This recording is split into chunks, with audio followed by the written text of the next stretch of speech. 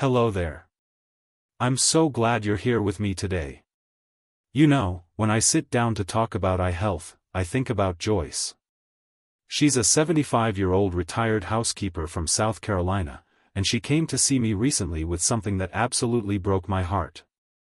She said, "Doctor, I can't drive at night anymore. My world is becoming fuzzy around the edges. I feel like I'm looking through a frosted window, and nobody explained to me why." That's when I knew we needed to talk about cataracts. And not just for Joyce, but for millions of people watching this right now who might be experiencing the exact same thing, whether you're aware of it or not. Here's what keeps me up at night as a physician. More than half of Americans aged 80 and older will develop cataracts. That's 51%. But here's the myth I need to bust for you today, and it's crucial. Cataracts are not inevitable. They are not a death sentence for your eyesight. They are not something that happens to you against your will.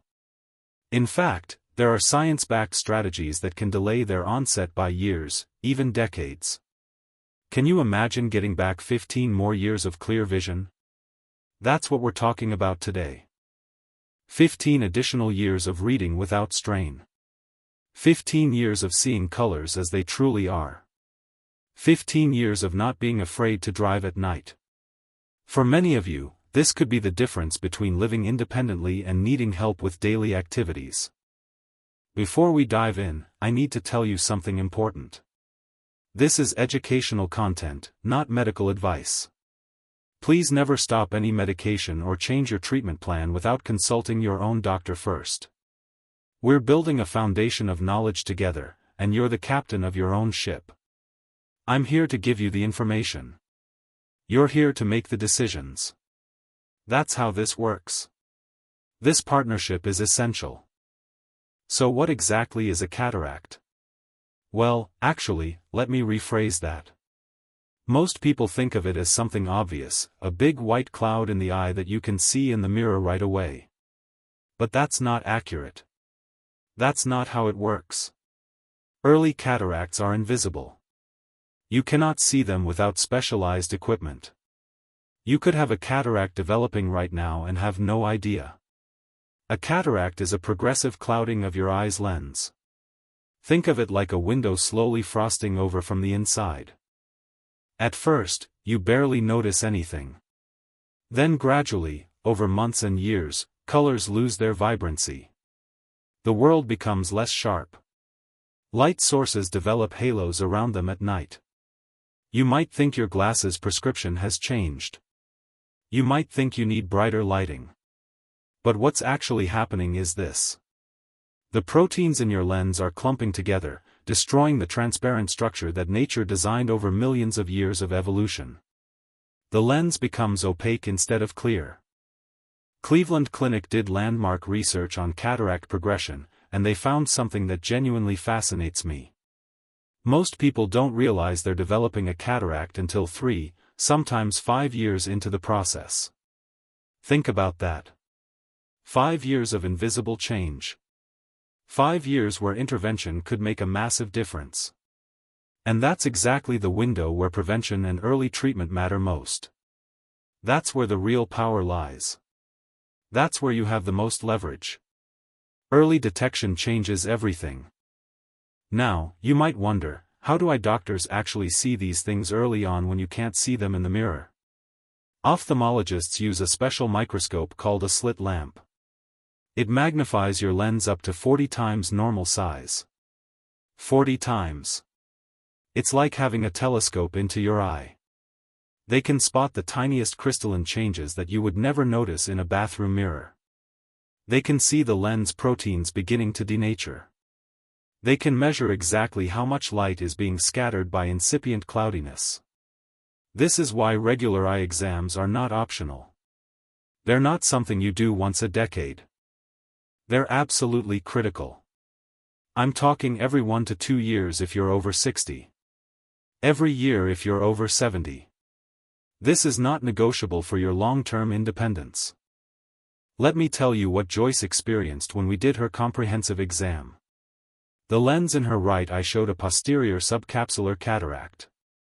Now, that's a specific type. It develops at the back of the lens, directly in the path of light when you're reading or doing detailed work. It's the most annoying type because it affects near vision and night vision most dramatically. She said it felt like looking through a dirty windshield. And that's exactly right. That's a perfect analogy. But here's what kept me hopeful during that exam. We caught it before it significantly affected her daily life. Before she needed surgery. Before her independence was compromised. That timing matters enormously. Early intervention changes outcomes dramatically. The truth is, cataracts develop in distinct patterns, and understanding your pattern is key. Age-related cataracts are the most common. These develop slowly over decades, usually starting in your 50s or 60s. But congenital cataracts, which are present at birth, affect about 4 out of every 10,000 infants. Traumatic cataracts can develop suddenly after an eye injury or accident. Secondary cataracts can form after eye surgery, sometimes months or years later. And diabetic cataracts present with a distinctive snowflake or starburst appearance. Understanding your type matters because it helps us understand your risk factors and your prevention strategy. Here's something most doctors don't tell their patients, and I think they should. Genetics plays an enormous role. Researchers at Stanford identified 115 different genes associated with cataract development. 115 different genetic pathways that can influence whether your lens stays clear or clouds over. Some of these genes are dominant, meaning you inherit the risk from just one parent. Others are recessive. Some influence your susceptibility to environmental damage. Family history matters. If your mother had cataracts early, if your father needed surgery before 70, that's not a guarantee you'll have the same experience, but it's absolutely worth paying attention to. It's worth being proactive about. This is where your choices can override your genes. Beyond genetics, the risk factors are real and measurable. And here's where it gets interesting. Diabetes increases your risk by 2.3 times. I want that number to sink in.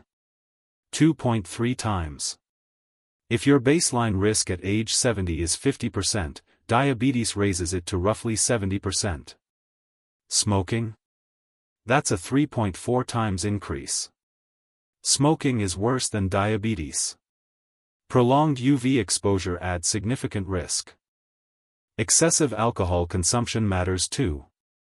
Certain medications like corticosteroids, taken long-term for arthritis or autoimmune conditions, can accelerate cataract formation by a decade or more.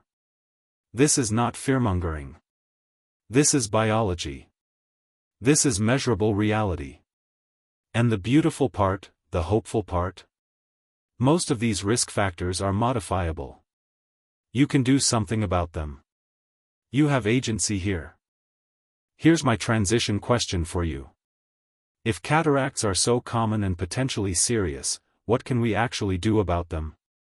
That's where the science gets really exciting. That's where hope enters the equation. And it all starts with something you probably have in your kitchen right now. Let me tell you about the first pillar of cataract prevention, and it's going to change how you think about your dinner plate. When you eat a diet rich in antioxidants, you're literally feeding your eyes a protective substance.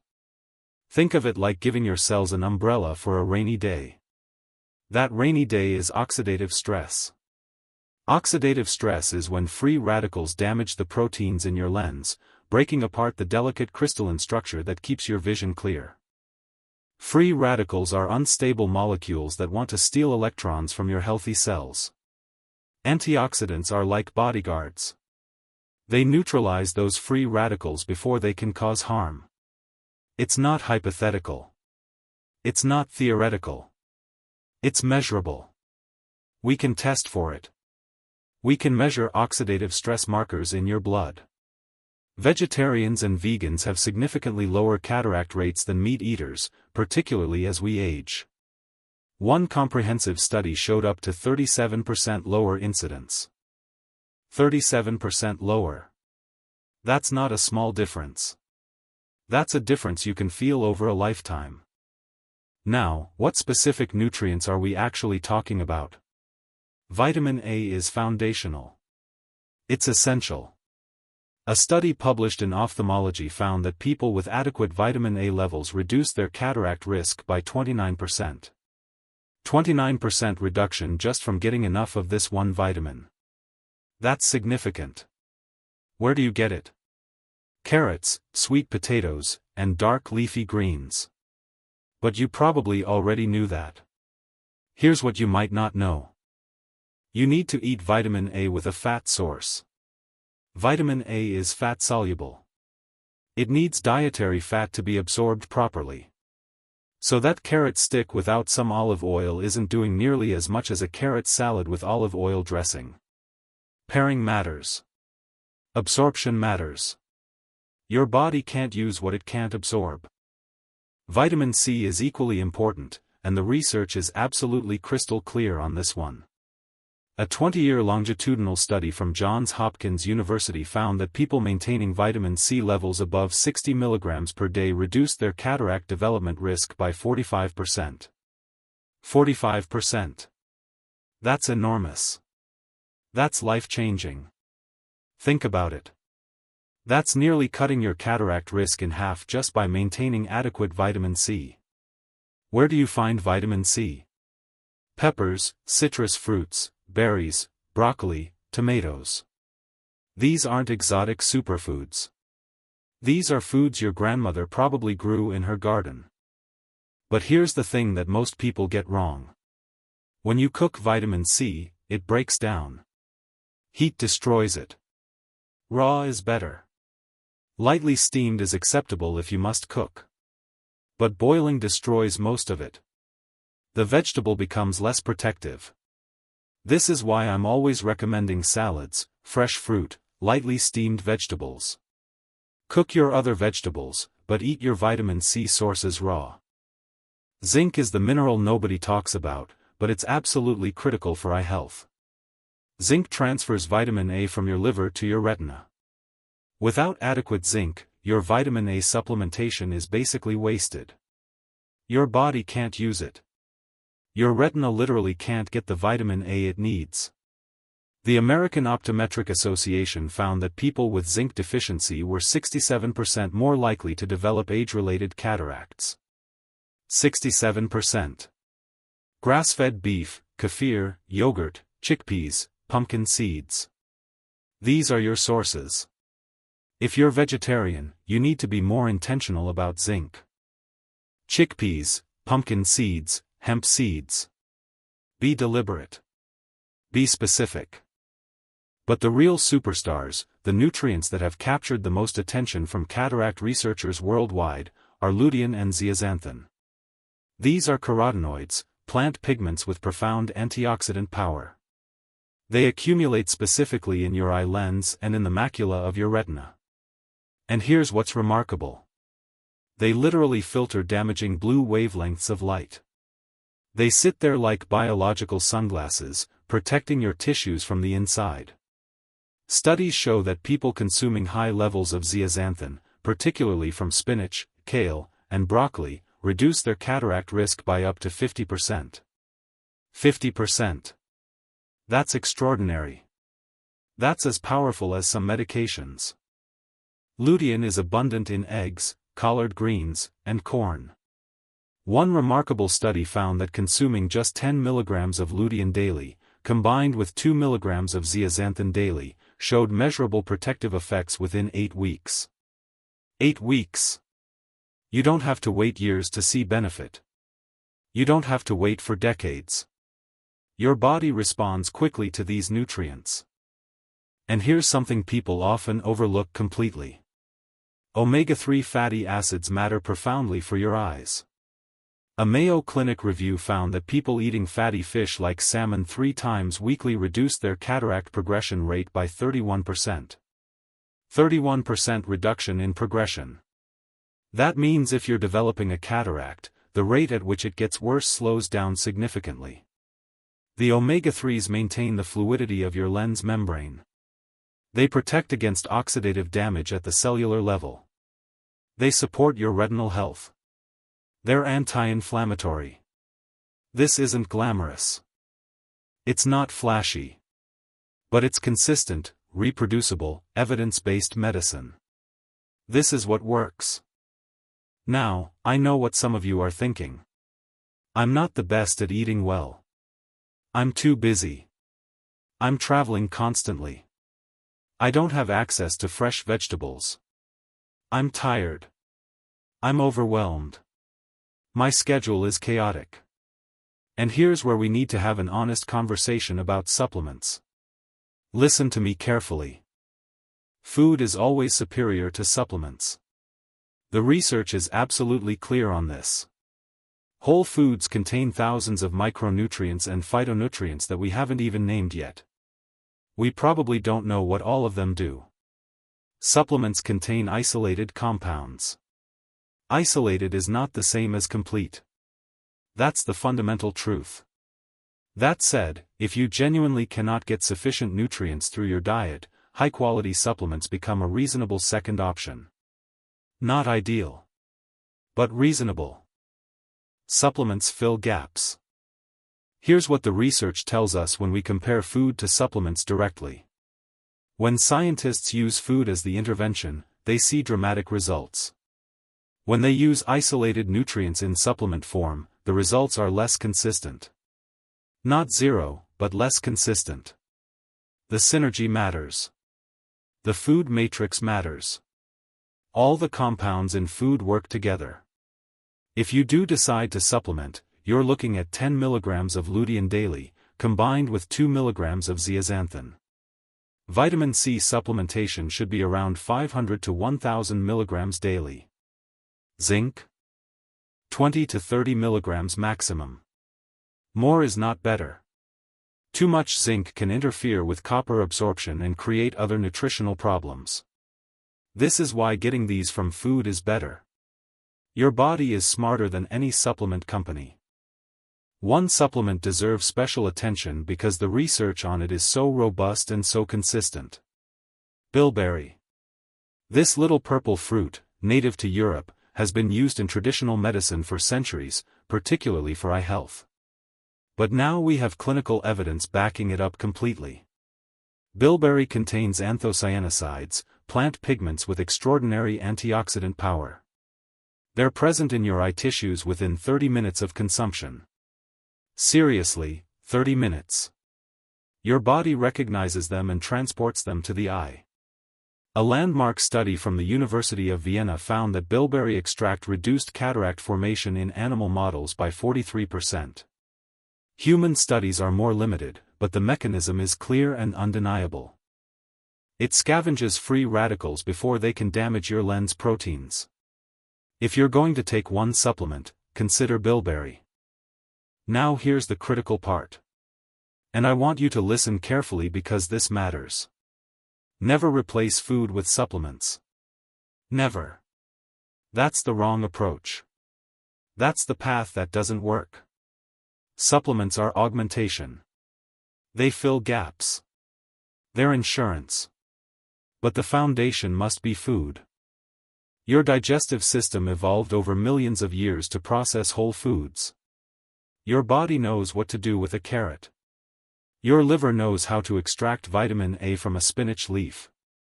Your intestines know how to absorb lutein from kale.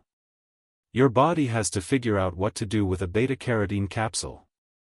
It's not the same thing. The effect is not identical. The bioavailability is different. Let me tell you something about Joyce that illustrates why this matters. When I talked to her about diet, she said, "Doctor, I've been eating the same things for 50 years. I don't know how to change now. My routine is set in stone. I'm too old to learn new things." And I said, "You don't have to change everything. That would be overwhelming. That would guarantee failure. Change one thing. Add one thing. You don't subtract. You add." She started adding a spinach salad with olive oil to her dinner 3 times a week. That's it. That was the intervention. Simple. Sustainable. Within 3 months, her optometrist noted that her cataract progression had slowed measurably. They have photographs. They could see the difference in the lens. Her perception of vision quality improved. She said colors seemed brighter. She could read longer without strain. She noticed that her eyes were less tired at the end of the day. This is the power of incremental change. This is what one small addition can do. This is how you build lasting change.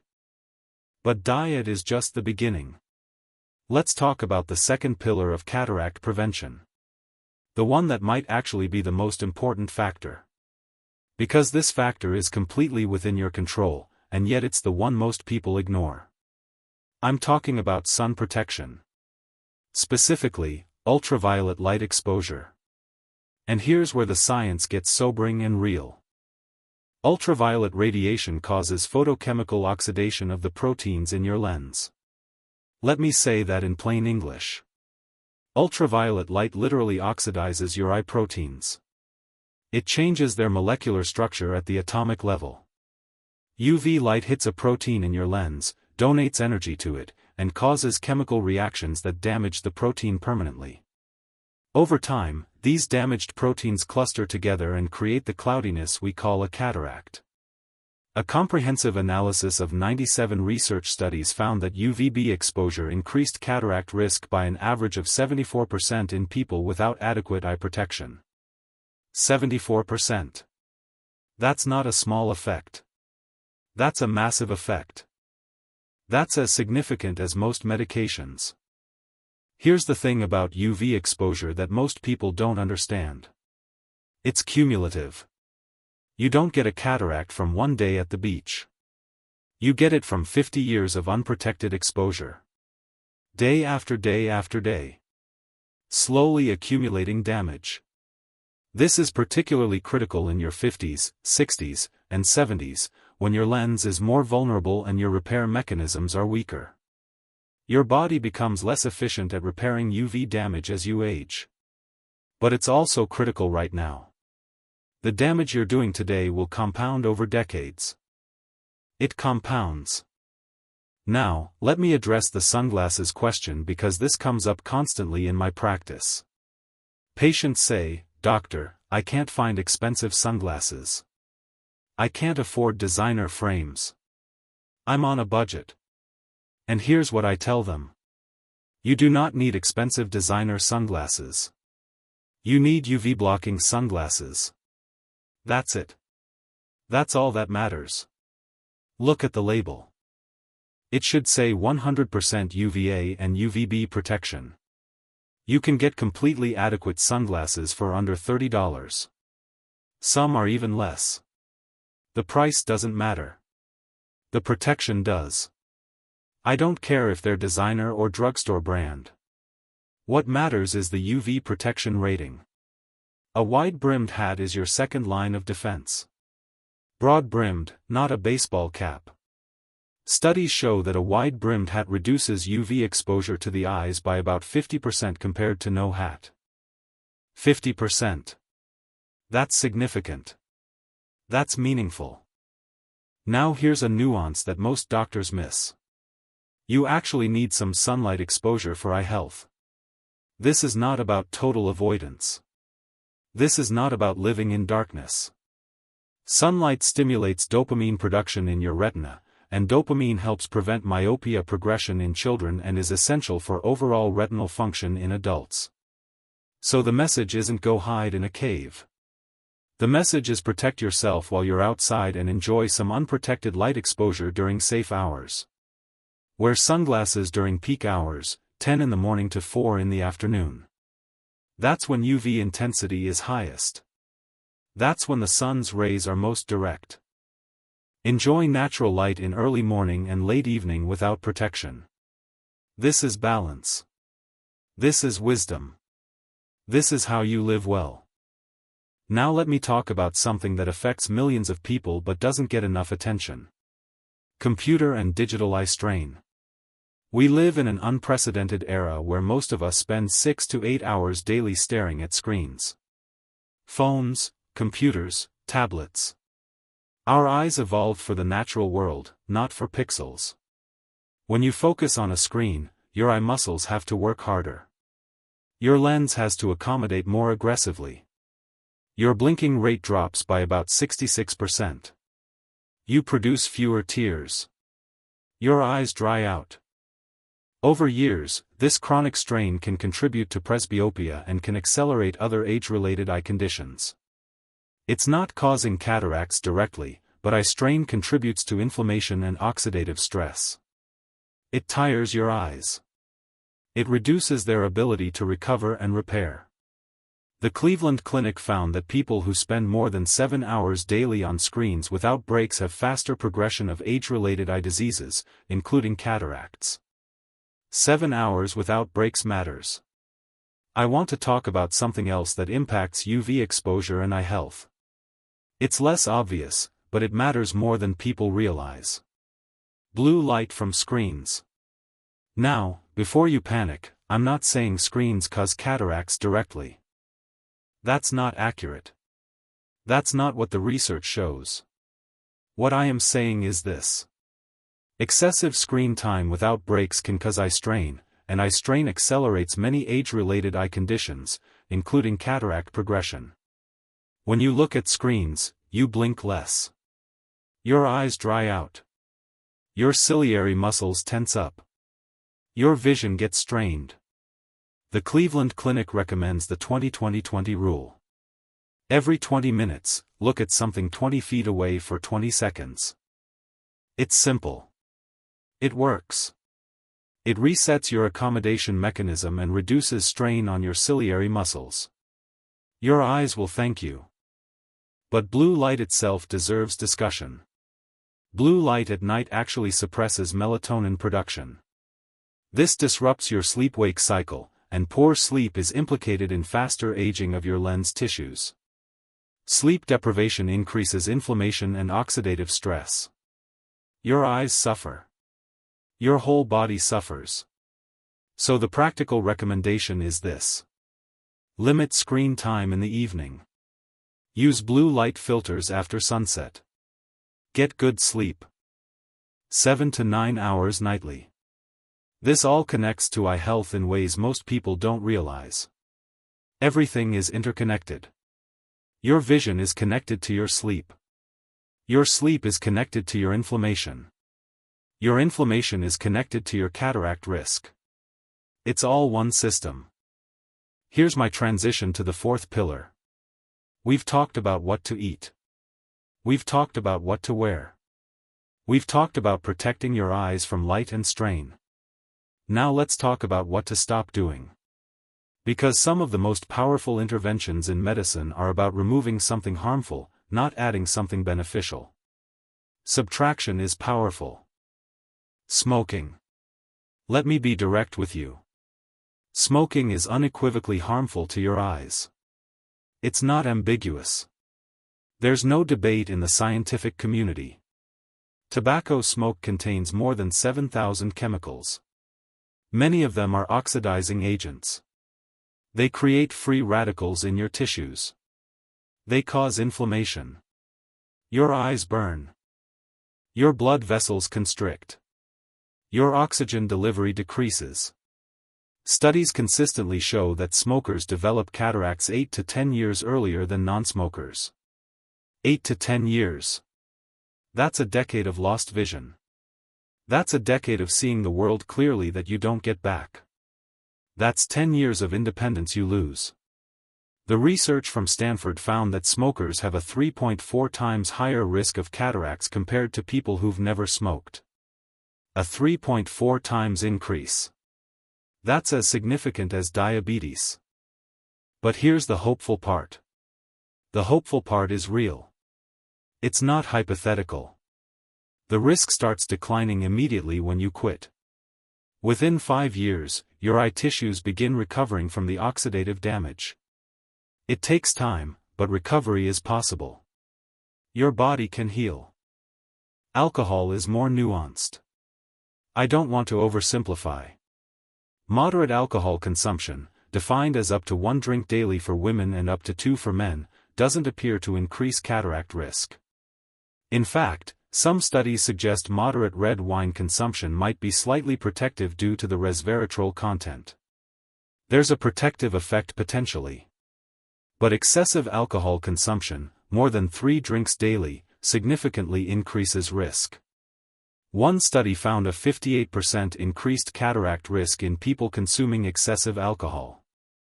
Why does this happen? Alcohol depletes critical antioxidants like glutathione.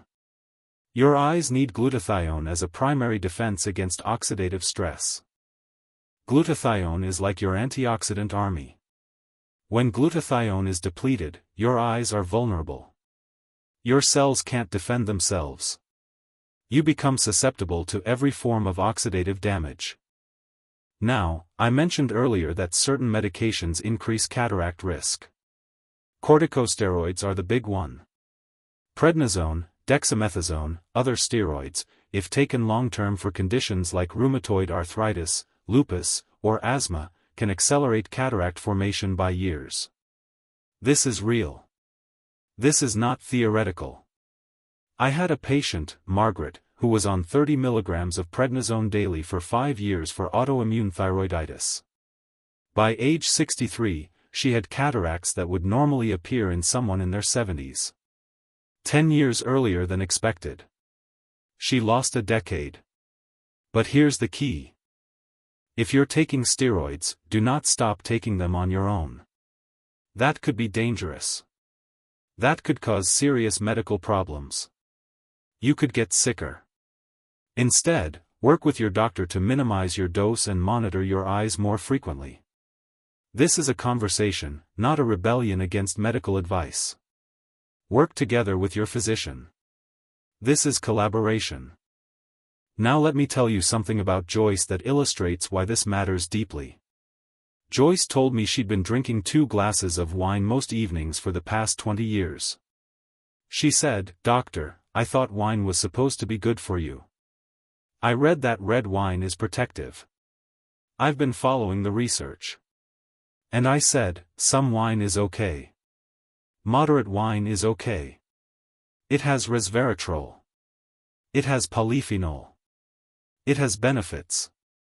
But your pattern is not optimal for eye health. You're exceeding the threshold. You're doubling the recommended limit." She gradually reduced to 4 or 5 drinks weekly. That's less than 1 daily. Within 6 months, her markers of oxidative stress in her blood work improved. We had actual labs showing this. Her glutathione levels increased. Her antioxidant capacity improved. Her optometrist again noted improvement in her cataract progression rate. The progression slowed. This is real. This is measurable. This is something you can control. You have agency here. You have power. Let me address the fear question directly. Right now, if you're watching this and you're over 60, you're probably thinking, am I already getting cataracts? Is this already happening to me? Here's the honest answer. Probably. The vast majority of people develop some degree of cataracts by age 70. You're not broken. You're not unusual. This is normal aging. This is what happens when proteins are exposed to decades of oxidative stress. But cataracts are not a death sentence. Cataract surgery is one of the most successful surgeries in all of medicine. Success rates exceed 98%. The technology is incredible. They use phacoemulsification. They insert intraocular lenses that are better than your natural lens in many cases. The outcomes are stunning. People get their vision back. But here's what I want you to hear clearly. Preventing the cataract, delaying it by 10 years, delaying it by 5 years, that's worth everything. That's the power of what we're talking about today. Prevention is better than surgery. Here's a real story from my practice that illustrates transformation. Samuel was a 72-year-old retired engineer from Arizona. His father and grandfather both had early cataracts. His mother had cataracts by age 65. He came to me thinking, well, I'm just going to have surgery in a few years. It's inevitable. It's genetic. It's written in my DNA. And I said, maybe not. Maybe your genes are just potential. Maybe your choices matter more than you think. Let's try something. He increased his vegetable intake from 1 serving daily to 4. That was significant. He added a salad at lunch. He added vegetables at dinner. He started supplementing with lutein and bilberry. He bought actual UV protective sunglasses. He wore them consistently when he went outside. He quit smoking, which was the hardest part. He'd been smoking for 45 years. He used Chantix. He did a sleep study and optimized his sleep. He improved his sleep quality from 5 hours to 7 hours nightly. He went to bed earlier. He got a new mattress. 3 years later, his cataract progression had essentially stopped. His optometrist was amazed. His vision was stable. He'd bought himself years, maybe a decade of additional clear vision. That's what's possible. This is the story I want to be true for you. But I'm not going to promise something I can't guarantee. I'm not going to say, follow this protocol and you'll never get cataracts. That would be dishonest. Some people will develop cataracts despite doing everything right. Genetics is real. Age is real. Some people are just more susceptible. But what I am saying is this. The odds are in your favor if you make the right moves. You can shift the probability curve. You can move the needle. And that's what matters most. Let me walk through a practical action plan. This is something you can implement starting today. This week. This month. Step 1. Schedule a comprehensive eye exam if you haven't had one in the past 2 years. Not a quick vision check at the pharmacy. A comprehensive dilated exam from an ophthalmologist. This is your baseline. They'll take photographs of your lens. If there is any cataract formation, you'll have documentation. You'll know where you stand. You'll know your starting point. You'll have a comparison point for next year. Step 2. Dietary audit. Look at what you're actually eating. Are you getting vegetables? Are you getting fruits? Are you getting good quality proteins? Are you getting omega-3s? Be honest with yourself. Then pick one thing to add. Not multiple things. 1. Maybe it's a spinach salad 3 times weekly. Maybe it's berries at breakfast. Maybe it's salmon for dinner once a week. Maybe it's kale chips as a snack. One thing. Build from there. Progress beats perfection. You don't need to transform overnight. Step 3. Sun protection. Buy sunglasses if you don't have them. Check that they say 100% UVA and UVB protection. Get a wide-brimmed hat. These are small investments with enormous returns. The cost is minimal.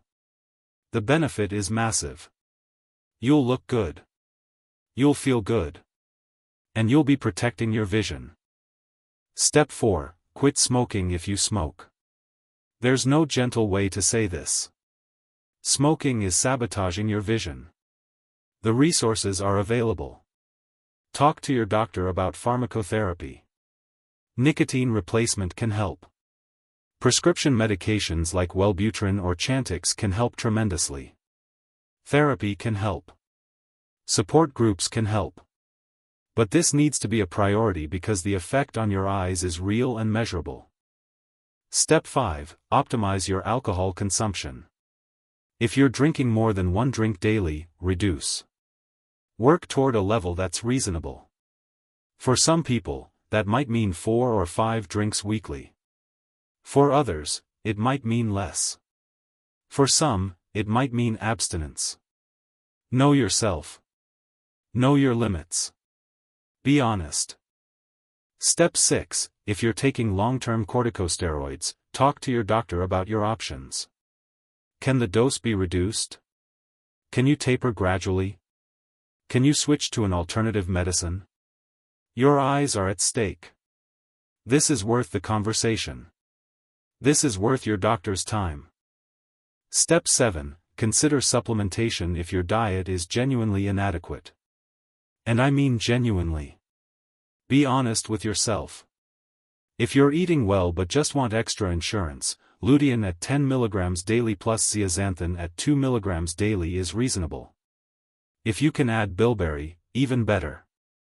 But remember, supplements augment. They don't replace diet. Now, I want to address something that's on your mind right now. You're thinking, "Doctor, this sounds like a lot of work. This sounds overwhelming." And I hear you. I genuinely do. But here's the perspective I want to offer. You're going to spend the next decade doing something. You're going to spend it. You're going to be alive.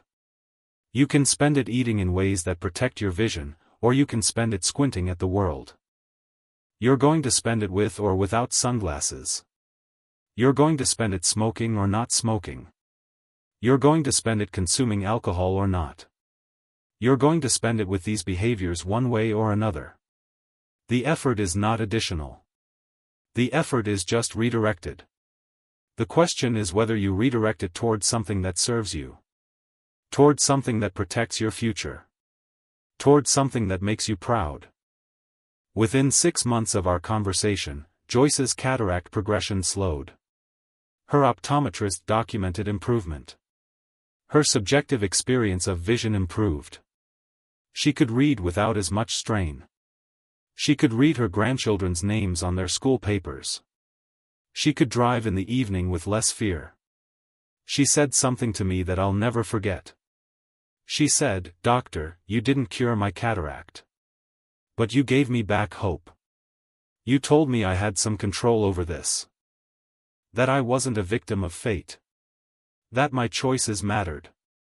And that changed everything." That knowledge changed how she approached her health. That's what I'm offering you. Not a guarantee. Not a cure. But agency. You have more control over your eye health than you think. The science supports this completely. Years of research supports this. Multiple pathways, multiple interventions, all pointing in the same direction. Diet matters. Sunlight matters. Smoking matters. Alcohol matters. Sleep matters. These aren't peripheral issues. These are central to whether your lens stays clear. These are central to whether you get to see your grandchildren's faces clearly. These are central to your independence and your quality of life. Now, I want to emphasize something critical before we close. If you experience significant visual changes, if you see double vision suddenly, if you experience sudden vision loss, if you see flashing lights, contact your eye doctor immediately. These could indicate something more serious than cataracts. Retinal detachment. Stroke. Other emergencies. Cataracts develop slowly. Slow, gradual blurring over months and years is the hallmark. If vision changes rapidly, that's different. That's urgent. That needs evaluation today. Also, please don't self-diagnose. You cannot definitively diagnose cataracts by looking in a mirror. You can't do it by looking at photos. You can't do it by comparing yourself to someone else. Cataracts are diagnosed with specialized equipment by trained professionals. If you're concerned, see an ophthalmologist. That's the appropriate step. That's how this works. One more thing before I send you off into the world. I want you to understand the magnitude of what we've discussed. The research I've shared with you is not fringe. It's not controversial. It's mainstream. It's from institutions like Cleveland Clinic, Mayo Clinic, Johns Hopkins University, Stanford Medicine. These are randomized controlled trials, meta-analyses, long-term observational studies following thousands of people. This is robust evidence. Not hypothetical. Not theoretical. Real evidence that your choices impact your eye health. Real evidence that prevention is possible. And here's what gives me hope when I think about the future of eye health in this country. More and more people are understanding that aging doesn't have to be a linear slide into dysfunction. You can age well. You can maintain your vision. You can maintain your cognition. You can maintain your mobility. It requires intention. It requires action. But it's possible. It's achievable. It's real. I think about Joyce every time I walk into my clinic now. She's past 80. She's still driving. She's still reading without significant strain. Her cataract hasn't progressed significantly in 3 years. Is it perfect? No. But it's better than it would have been. And she did that. She made the choice. She made the effort. She owns the outcome. She took responsibility for her health. That can be you too. Starting today. Not tomorrow. Not next week. Today. One change. One decision. One choice. That's how this works. That's how transformation begins. You have more power than you realize. Let me leave you with one final thought. Your eyes are the windows to the world. They're also a window to your biology. They're a window to your aging process. When you protect your eyes through diet and behavior and sun protection, you're not just maintaining your vision. You're actively fighting oxidative stress throughout your entire body. You're reducing inflammation. You're protecting your brain, your heart, your kidneys. Eye health is systemic health. It's all connected. You're not just protecting your eyesight. You're protecting your future. You're investing in decades of clarity and independence. May this information bring hope and healing to your life. I truly mean that. You showed up here today because you care about your health. That already puts you ahead of most people. Now take that care and channel it toward your vision. Your future self will thank you for it. I promise you that.